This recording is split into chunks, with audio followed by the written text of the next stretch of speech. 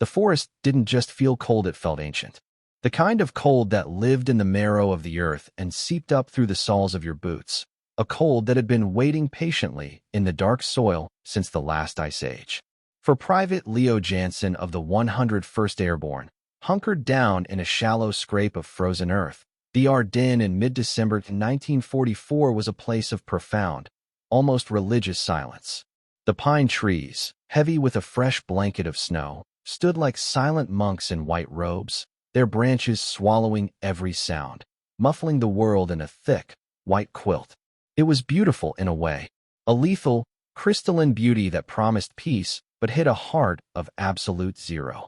This was supposed to be the ghost front, the quiet sector. A place for the battered heroes of Normandy and Holland to catch their breath, lick their wounds, and wait for new orders that would, surely, come with the spring thaw. The war, everyone knew, was grinding to its inevitable conclusion. The great German war machine was broken, bleeding out on two fronts. This place, this silent forest, was its sickbed. Jansen pulled the wool collar of his coat tighter, the fabric stiff with ice. He could see his breath plume in the thin, gray light, a fleeting ghost that vanished into the pines. Beside him, Corporal Miller was trying to coax a flicker of life from a Zippo, his gloved fingers clumsy and slow, the metallic click echoing unnaturally in the stillness. The plan on paper, as handed down by the distant, godlike intellects at SHEF, was simple: hold the line. It wasn't even a line, really. More a series of disconnected strongpoints, a thin screen of men guarding a forest everyone agreed was impassable to a modern army in winter. It was a strategic truth as solid as the frozen ground beneath them. You couldn't move panzers through these dense woods, these narrow, winding roads choked with snow and ice. The terrain itself was a fortress. It was tactical suicide. And then, he felt it. Not with his ears, but through the ground. A low, persistent vibration, so subtle at first he thought it was just a shiver, his own body protesting the cold. It was like the hum of a distant power station, a thrumming that resonated in his teeth and the bones of his jaw. Miller stopped fumbling with his lighter, the flint while silent. He looked at Jansen, his eyes wide, the question unasked in the frosted air between them. Jansen put a hand on the frozen earth, pressing his palm flat against the snow. The vibration was stronger now. It was real. It was growing. It felt like the whole world was humming a single, deep, menacing note. Then came the sound. It started as a murmur on the edge of hearing, a low growl that the wind seemed to carry from the east. It wasn't the familiar, sporadic crack of a rifle or the comforting cough of a friendly mortar. This was different. This was industrial. It was the sound of 1,000 chains being dragged over a concrete floor. It was the grinding, rhythmic clatter of immense weight in motion. It was the sound of engines, not one or two, but hundreds, a vast chorus of internal combustion that seemed to make the very air tremble. The noise didn't come from a single point on the map. It seemed to bleed through the entire forest, rising from the valley floor, echoing off the snow-covered hills. It was everywhere at once, a soundscape of pure, mechanical dread. Imagine spending your whole life learning the rules of the world. Fire is hot, water is wet, gravity pulls you down, only to wake up one morning and find yourself floating a foot above your bed. That was the feeling, the sheer, brain-breaking impossibility of it. Jansen grabbed the radio handset, his heart hammering a frantic rhythm against his ribs. Able 6, this is Able 2. We have engine noise. East of our position. The reply was tinny, laced with static and skepticism. Say again, Able 2? Engine noise? How many? Jansen looked at Miller, whose face was a pale mask of disbelief. How do you count a sound like this? How do you report an earthquake? I don't know, Jansen stammered into the mic, his voice barely a whisper. All of them. It sounds like all of them. There was a pause on the other end, long enough to feel the condescension travel across the airwaves. Probably just a Kraut half-track, Able 2. Stay sharp. But it wasn't a half-track. The grinding grew into a roar, the sound of a steel glacier on the move. And then, a new noise joined the symphony. A high, terrifying whistle that ripped through the air, getting louder, closer, faster, like a tearing sheet of reality. Jansen didn't even have time to shout a warning before the world dissolved into a flash of white light and a deafening concussion that threw him backward into his foxhole. The silent, peaceful forest exploded. Snow, earth, and splintered pine rained down from the sky. The first shell was followed by another and another. A rolling, thundering barrage that walked its way through the trees, turning the serene landscape into a churning hell of smoke and fire. The official report would later speak of a limited enemy offensive. But huddled in the frozen dirt, with the impossible sound of an entire panzer army clawing its way through the forest, Jansen knew the truth. The plan on paper, the maps in the command tents, the entire Allied understanding of the war, it was all a lie. The radio crackled, a frantic voice cutting through the explosions, but Jansen was no longer listening. He was staring out into the smoke-filled woods, at the flickering lights of vehicles moving where no vehicles should be, and he was consumed by a single, terrifying question that defied all logic, all strategy, all reason. How does an army disappear from the face of the earth, only to reappear, fully formed, in a place where no army could possibly be? Back in Versailles, 100 miles from the snow and the terror, the war was a clean and orderly affair.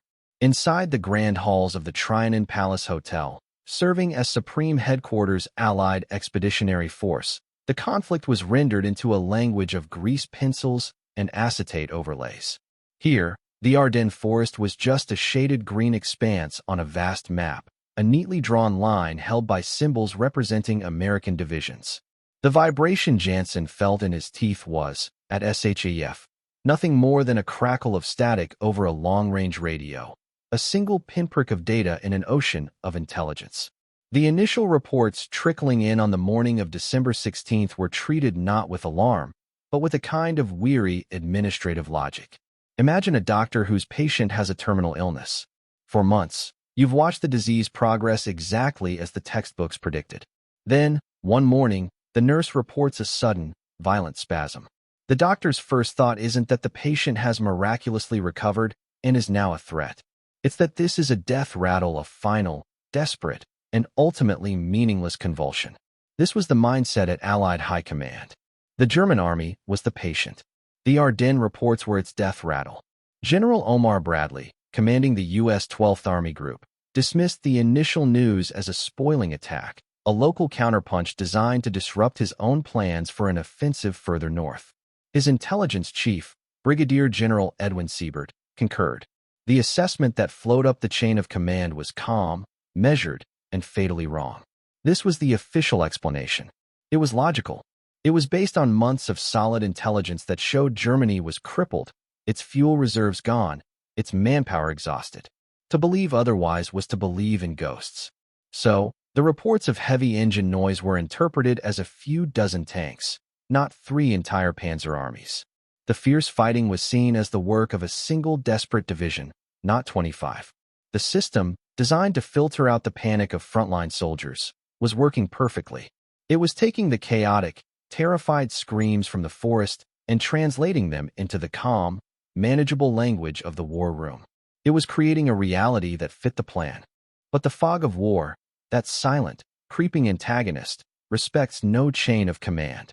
And it was about to present a piece of evidence that could not be filtered, could not be rationalized, and could not be ignored. The evidence wasn't a frantic radio call or a captured document. It was a silence. A vast, terrifying, and spreading silence. It began on the map in a sector known as the Schnee Eifel, a wooded ridge held by the green, untested troops of the 106th Infantry Division. At 0900 hours, they were reporting sustained attacks. By noon, their communications were becoming sporadic. By late afternoon, nothing. An entire American division, more than 15,000 men, had simply vanished from the airwaves. On the grand map at SHEF, a divisional symbol is like a star in an astronomer's sky. It is a fixed point of reality. You can plot its course, measure its strength, rely on its presence. For it to simply wink out of existence is a cosmic impossibility. Staff officers try to find a logical reason. Wires cut, radio antennas down by artillery. A temporary disruption. But as hours bled into a long, dark night, the silence from the 106th held. It was an unnatural void, a black hole that had opened up on the front line, and it was beginning to pull the neat, clean lines of the map into it. The official explanation, the spoiling attack, could account for a dented line. It could not account for a disappearing division.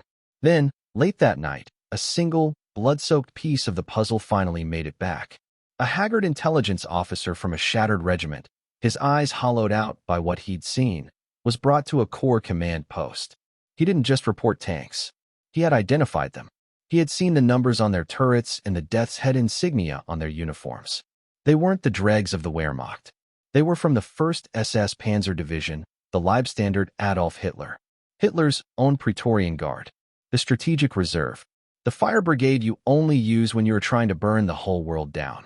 The news rocketed back to Versailles, and in that moment, the comfortable, logical explanation shattered. This wasn't a death rattle. The patient hadn't just gotten out of bed, it had armed itself with a sledgehammer and was now standing right behind them. In the cold, sterile light of the SHEF war room, the sudden appearance of the Leibstandard was like a surgeon finding a live shark where a patient's heart should be. It was a biological and strategic impossibility that ripped apart every assumption upon which the winter campaign had been built. The feeling wasn't just confusion, it was a deep, intellectual vertigo. The entire Allied high command felt as if the floor had dropped out from under them. And as the reports of the missing 106th Division solidified from rumor into catastrophic fact, the scale of the crisis became terrifyingly clear. This wasn't a spoiling attack. This was it. The last, desperate, all-or-nothing gamble of a madman. To understand the stakes, you have to think of the Allied front in Europe not as a solid wall, but as a living organism. Imagine a massive python that has swallowed its prey. The head of the python, the main combat power of Patton and Montgomery, is far to the north and south, coiling and digesting its gains, preparing to strike again. The long, thin body of the snake stretches for 85 miles through the Ardennes. This is its belly, thin, soft, and vulnerable. By doctrine, it's a quiet zone, defended by only a handful of divisions, because the terrain itself is considered the primary defense. It's the gentleman's agreement of strategy. You don't punch a python in the stomach. It's too easy. But Hitler wasn't a gentleman. He was playing a different game, a game of psychological terror and strategic blitzkrieg. His plan, codenamed Wacht am Rhein, Watch on the Rhine, was as brilliant as it was insane. He hadn't just punched the python in the stomach, he had hit it with a sledgehammer forged from 3 panzer armies, aiming to smash right through that soft underbelly. His objective wasn't just to reclaim territory. He was aiming for the port of Antwerp, the single most critical supply hub for the entire Allied war effort. Capturing Antwerp wouldn't just halt the Allied advance, it would sever its logistical head. It would strand millions of men without fuel, without ammunition, without food. It would be a disaster on a scale that could potentially force a negotiated peace, fracturing the Grand Alliance and saving Germany from annihilation. This wasn't a battle. This was a bid to restart the entire war.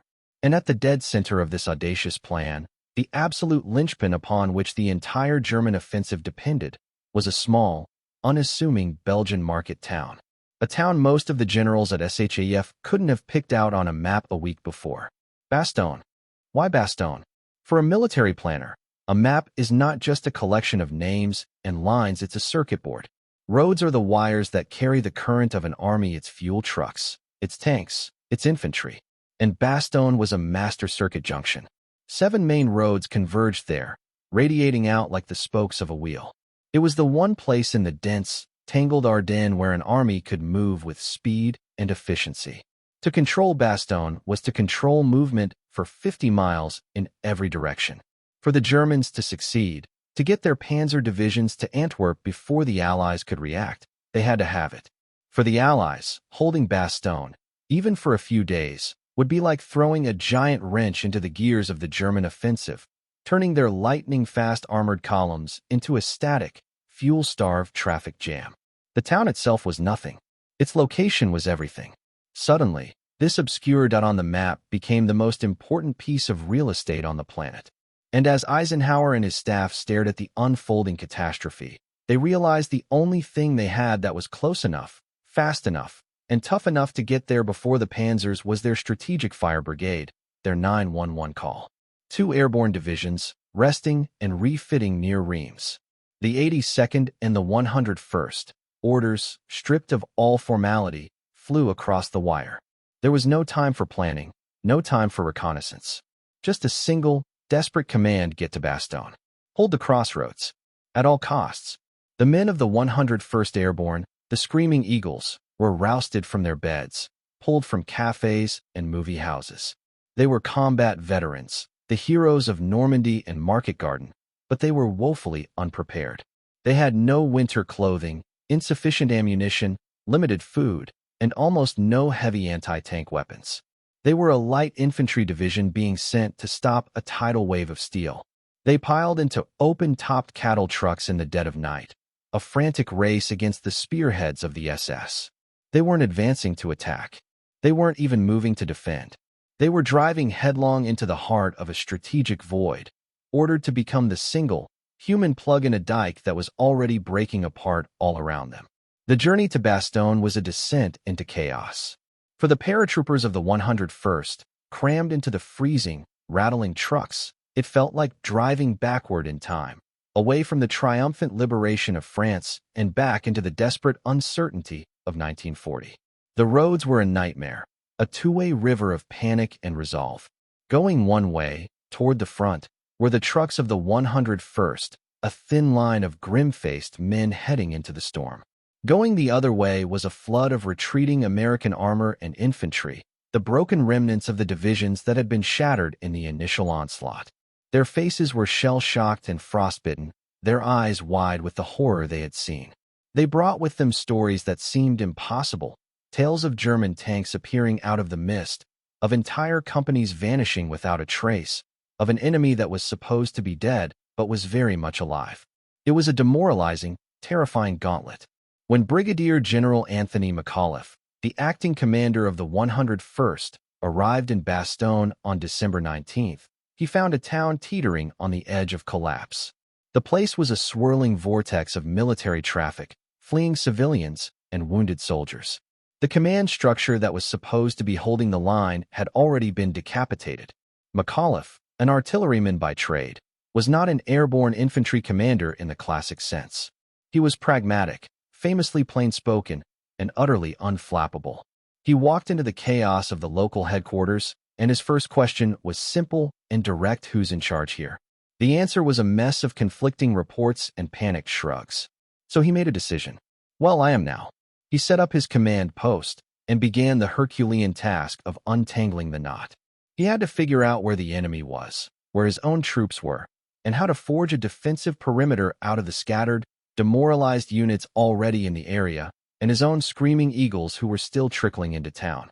It was like trying to solve a three-dimensional jigsaw puzzle in the dark during an earthquake.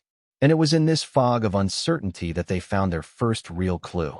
It wasn't a grand piece of intelligence from SHAF, it was something small, brutal, and intimate. A patrol from the 501st Parachute Infantry Regiment stumbled upon a reconnaissance unit from the Panzer Division, one of Germany's most elite armored formations. A short, vicious firefight erupted in the snow-dusted pines.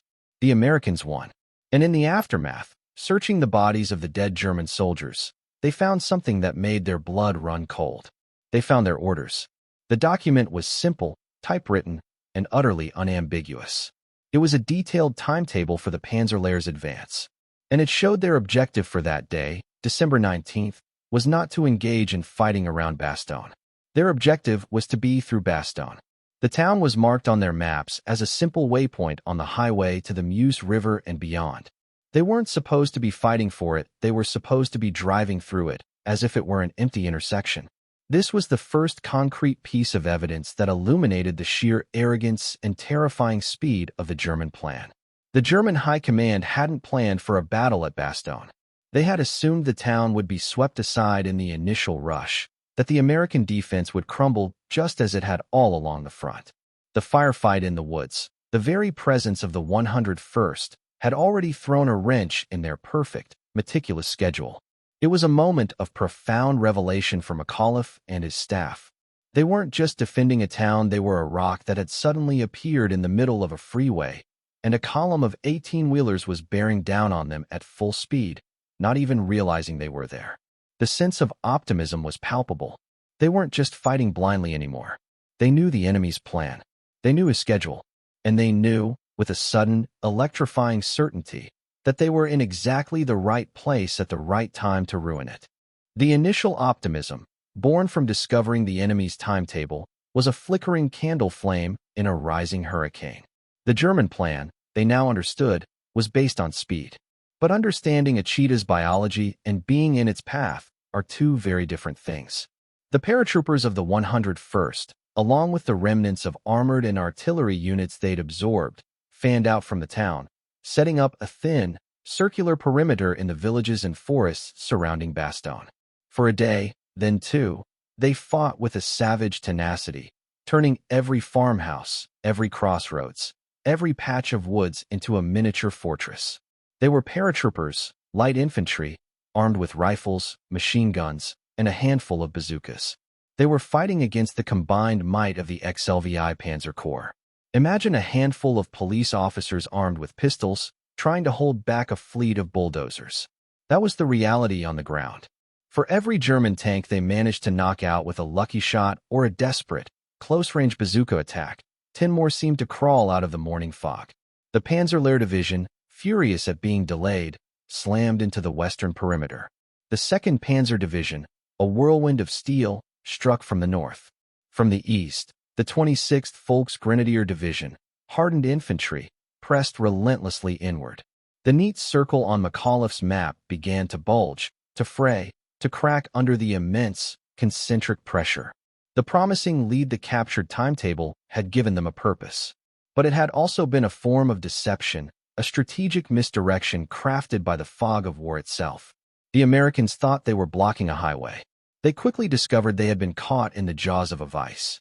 The German commanders, initially annoyed by the delay at Bastogne, adapted with terrifying speed.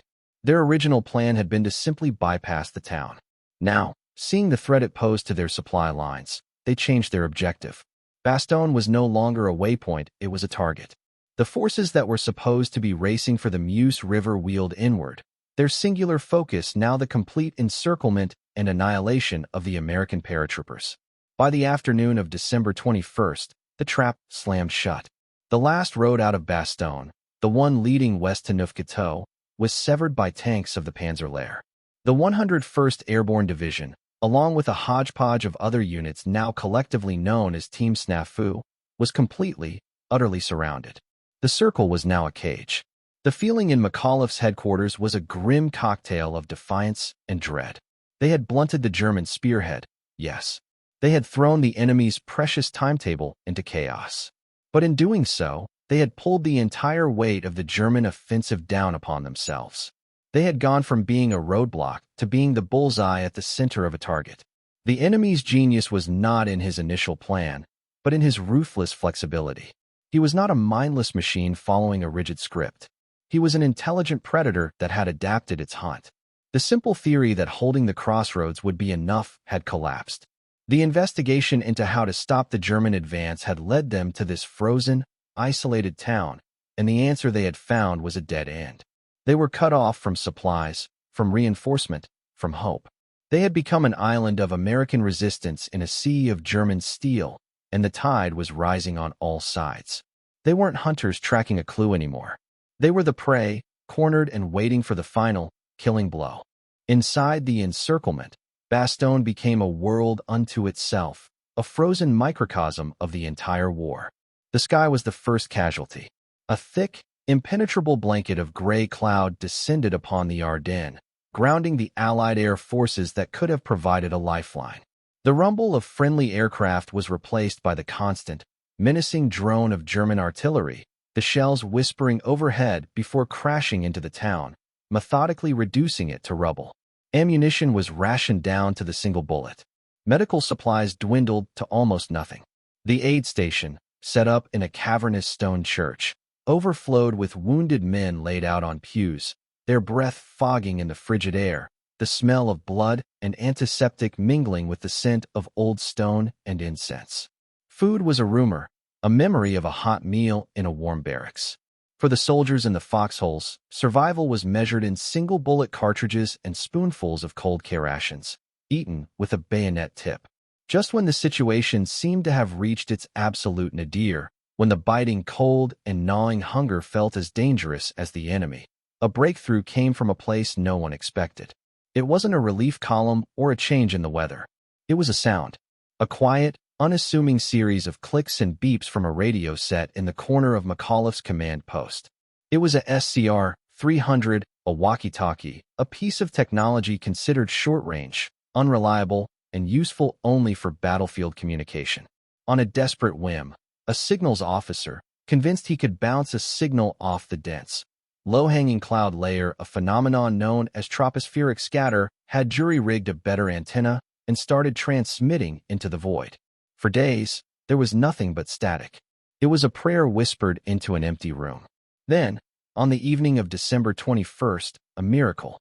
A faint, ghostly voice crackled through the speaker. It was a forward observer from an artillery unit in Patton's Third Army, more than 20 miles to the south. The connection was tenuous, a thread of sound so fragile that a breath of wind felt like it could sever it. But it was there. It was real. This single, jury-rigged radio became the division's only link to the outside world, its umbilical cord. Through it, a new, far more dangerous path forward was revealed. They were not alone. Patton was coming. He had, in a feat of logistical genius that would become legend, disengaged his entire Third Army from its front in the south and was pivoting at 90 degrees to drive north and relieve them. But he was fighting through the same blizzard, against the same fanatical resistance. He needed to know where to aim his guns. Suddenly, the 101st had a new, terrifyingly important mission. They were no longer just a passive roadblock. They were now the eyes and ears for the entire relief effort. Using the fragile radio link, the artillery officers inside Bastogne began to direct the fire of Patton's guns. "Drop 300, right 100, a calm voice from the besieged town would say, and miles away, a battery of unseen 155mm long toms would roar, sending tons of high explosive crashing down on German positions that the gunners themselves could not see. It was an audacious, almost telepathic form of warfare, conducted through a phantom limb of radio waves. It was also incredibly dangerous. Every transmission was a beacon, giving away the location of the command post to German radio direction finders. Every shell they called down brought a furious, retaliatory barrage. They were holding a lightning rod in the middle of a thunderstorm, but it was their only hope. The path forward was no longer about survival. It was about transforming their desperate defense into an active, deadly, and profoundly defiant offense. The successful radio link and the directed artillery strikes were a potent tonic for morale, but they also illuminated a chilling, uncomfortable truth. The men in the foxholes around Bastogne were holding, but just barely. They were bleeding, freezing, and starving. Patton's relief column was fighting its way north, but it was a brutal, mile-by-bloody-mile slog.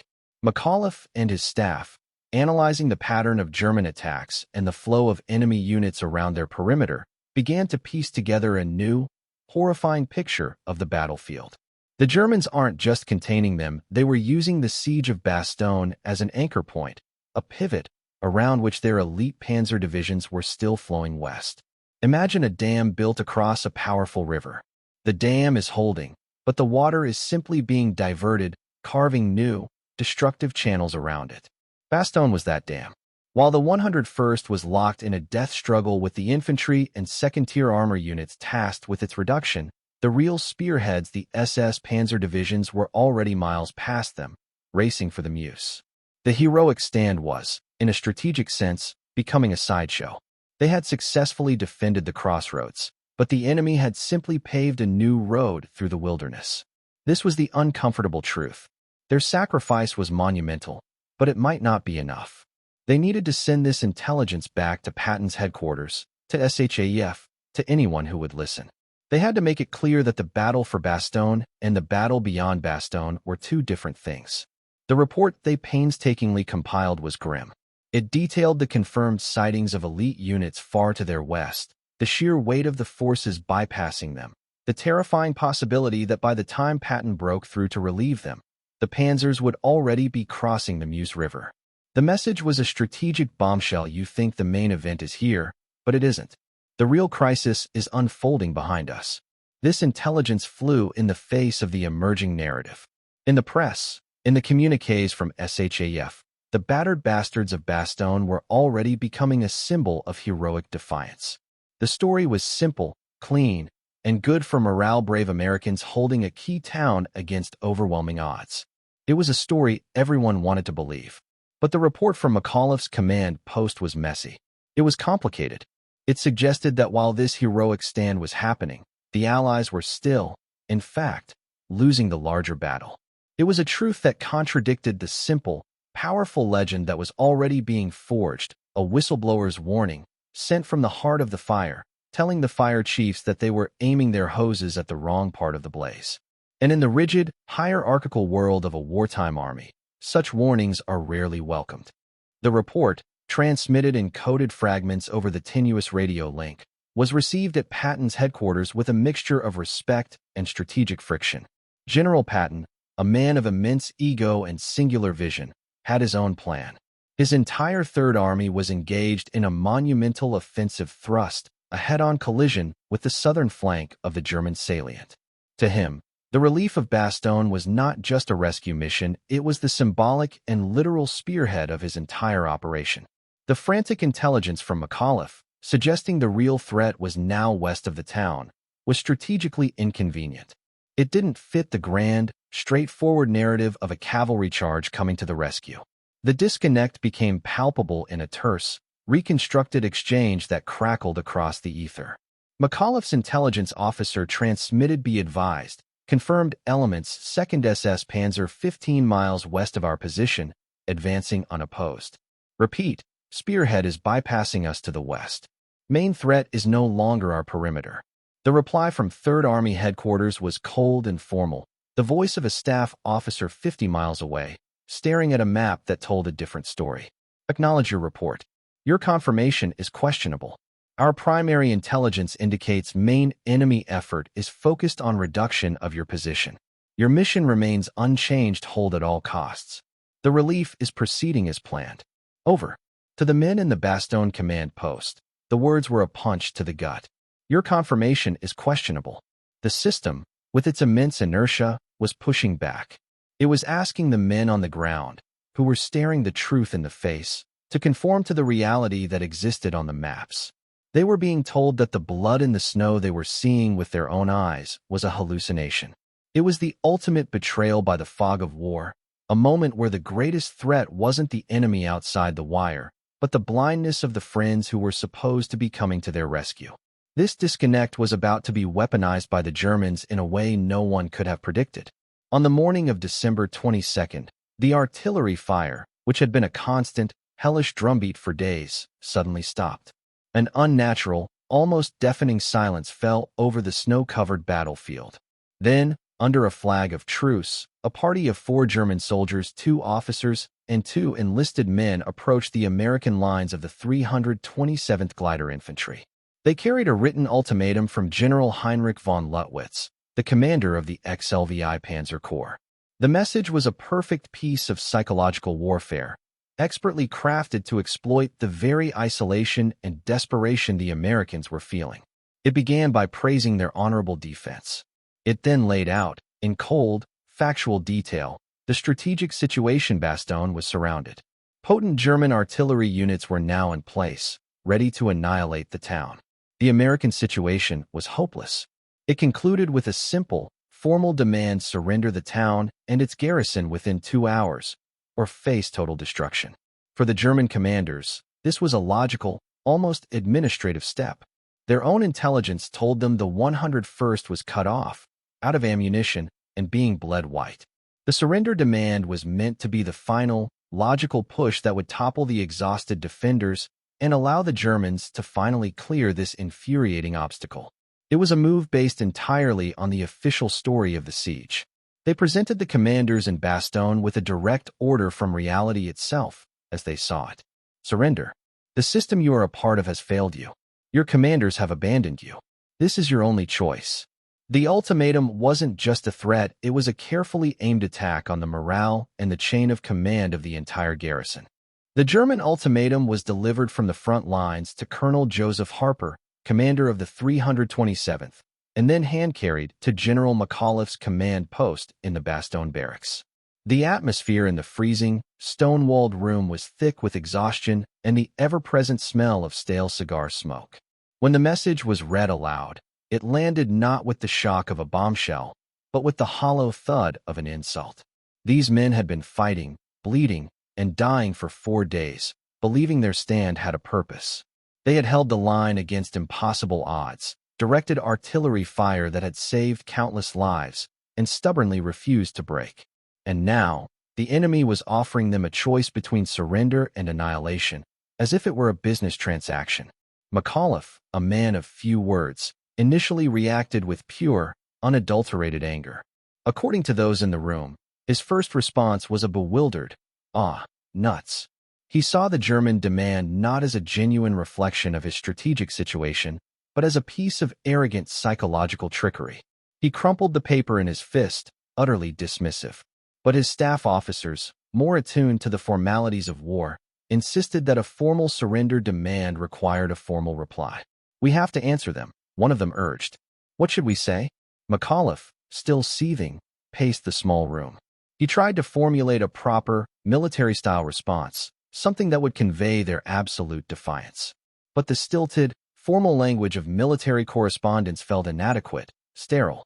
It couldn't possibly capture the raw, visceral contempt they all felt. Frustrated, he turned to his staff and asked, "Well, what did I say at first?" An officer replied, "You said, nuts."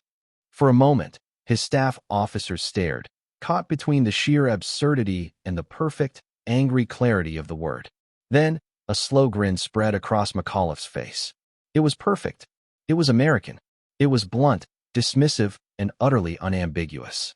He flattened out a piece of paper and, in the center, his aide typed a single word. The typewritten reply was given to Colonel Harper to deliver back to the German truce party. The German officers, expecting a lengthy, considered response, were handed the small piece of paper. The message read to the German commander, "Nuts." The American commander. This was the lowest point, but not in the way the Germans had intended. It was the moment where the 101st Airborne was most isolated, most vulnerable, and most thoroughly abandoned by the larger strategic reality. They had been ignored by their own high command, their intelligence disregarded. They were surrounded by an enemy convinced of their imminent collapse. And their response to this crushing weight of systemic and military pressure was not despair, but a profound, almost joyful act of defiance. They were choosing to author their own reality, one in which surrender was not an option. But this act of defiance came with a terrible, immediate price. The German commander, utterly baffled by the strange American slang, had to have it explained to him. When he finally understood its meaning, go to hell, his reaction was volcanic fury. The 2-hour truce ended. And then, the full, promised weight of the German war machine was unleashed. The sky over Bastogne, which had been eerily quiet, erupted in a firestorm. Heavy artillery, Nebelwerfer rockets, and bombers from the Luftwaffe began a systematic, relentless bombardment designed not just to destroy, but to erase the town and its insolent defenders from the map. The disaster they had been warned of, the annihilation they had been offered a chance to avoid, was now irrevocably in motion. The German response to nuts was not a battle, it was an exorcism. It was a furious, methodical attempt to obliterate the pocket of defiance that was mocking their grand design. For the men in the foxholes, the world shrank to the lip of their hole and the screaming air above it. The bombardment that followed was the most intense of the entire siege. The ground bucked and heaved like a living thing. Trees that had stood for a century were vaporized into splinters. The town of Bastogne, already a wreck, was pulverized, its buildings collapsing into avalanches of stone and timber that buried the living and the dead alike. The air grew thick with a choking fog of cordite, dust, and the metallic tang of blood. This was the unfolding catastrophe, witnessed from the perspective of those who had chosen it. Every explosion was a punctuation mark on their defiance. The German plan was simple: crush the perimeter with a devastating artillery barrage, then send in the infantry and armor to mop up the dazed, shell-shocked survivors. On Christmas Day, under the cover of this rolling thunder, the main assault began. Tanks and panzer grenadiers of the 15th Panzer Grenadier Division slammed into the northwestern sector of the line, held by the men of the 502nd Parachute Infantry. The fighting was primordial. It was a desperate, close-quarters struggle in the shattered woods and fields around the village of Champs. The paratroopers, running critically low on ammunition, let the German tanks roll past their foxholes, engaging them from the rear with the few bazookas and sticky bombs they had left. They fought the infantry with bayonets, trench knives, and frozen fists. It was a battle of pure will, fought in a landscape of craters and shattered trees. The aid station in the church was hit, collapsing a section of the roof and killing and wounding many of the already wounded men inside. For a few terrifying hours, it looked as if the line would break, that the sheer weight of German steel would finally overwhelm the exhausted defenders. But the paratroopers held. They bent, they bled, but they did not break. They gave ground, but only by the yard, making the enemy pay for every frozen inch in blood. They had been told they were hopeless, and they responded by becoming the very definition of hope. They had been warned of annihilation, and they greeted it with rifle fire. The dramatic irony was crushing. The men fighting and dying in the snow around Champs had no idea that their single-word reply had already become a legend outside the siege, a rallying cry for the entire Allied war effort. They were just trying to survive until the next hour, holding on to the promise that help was coming, a promise that felt increasingly thin and abstract as the world exploded around them. The German assault, designed to be the final, decisive blow, sputtered, stalled, and finally, by nightfall on Christmas Day, receded, leaving behind a field of burning tanks and frozen bodies. They had faced the promised annihilation, and they had survived. And the next morning, they awoke to a miracle. Decades later, long after the shell craters had softened into grassy hollows and the Ardennes Forest had healed its wounds, a historian sat in a quiet archive. He was sifting through a mountain of declassified documents from the winter of 1944. There were logistical reports, unit diaries, signal intercepts, and after-action summaries written in the dry, emotionless prose of the military bureaucracy. And then he found it. It wasn't a single document, but a series of them, German files captured at the end of the war. They were the daily situation reports and operational orders for the German 5th Panzer Army and 6th Panzer Army, the two mighty armored fists of Hitler's great gamble. As he laid them out, cross-referencing them with the known timeline of the Bastogne siege, the truth, hidden for so long beneath the legend, finally came into the light. It was a truth that vindicated every desperate report McAuliffe had sent, a truth that retroactively explained the entire, baffling shape of the battle. The German files revealed, in their own meticulous detail, the cascading effect of the delay at Bastogne. The first captured timetable had been just the tip of the iceberg. Every day the 101st held out. A new, more frantic set of orders was issued by German high command. The reports showed elite units like the 2nd SS Panzer Division being diverted to assist in the attacks on the town, their precious fuel being burned not in a race to the Meuse, but in a frustrating, grinding siege. They showed supply convoys, choked by the impassable road network around Bastogne, being rerouted on long, time-consuming detours. They showed a rising panic in the German command staff as their perfect, aggressive timetable bled away, one irreplaceable day at a time. The defense of Bastogne had done more than just hold a crossroads. It had acted like a powerful magnet, pulling in German combat power from all directions, disrupting the offensive's momentum, and, most critically, consuming the one resource they could never replace: time. The declassified file was the key that unlocked the entire mystery. The heroic stand and the larger strategic picture were not two separate events. They were one and the same. The paratroopers hadn't been fighting a sideshow while the main event happened elsewhere. Their fight was the main event. Their defiance had created a strategic crisis for the Germans that was every bit as damaging as a full-scale counterattack. They were the anchor that had been thrown out from the Allied ship, catching on the seabed and dragging the entire German fleet to a grinding, premature halt. The vindication was absolute. The men who had been ignored, whose warnings had been dismissed as the pleas of a desperate garrison, were proven to have had a clearer, more accurate understanding of the battle than anyone. They weren't just holding a town, they were systematically dismantling the greatest German offensive of the war from the inside out. It reminds us that sometimes, the legend of a battle, clean and simple, conceals a more complex and profound truth. the story of Nuts, became a symbol of defiance, a moment of heroic clarity in the chaos of war. But the real story, the one buried in the files, is even more powerful. It reveals that the defiance wasn't just an emotional act, it was a strategic weapon. The soldiers of Bastogne weren't just brave, they were right. It shows us that history is not just made in the grand war rooms of generals, but in the cold, desperate foxholes of soldiers who refuse to accept a reality that is being forced upon them. The question, then, is not just how history is written, but how it is lived, one frozen foxhole and one act of defiance at a time.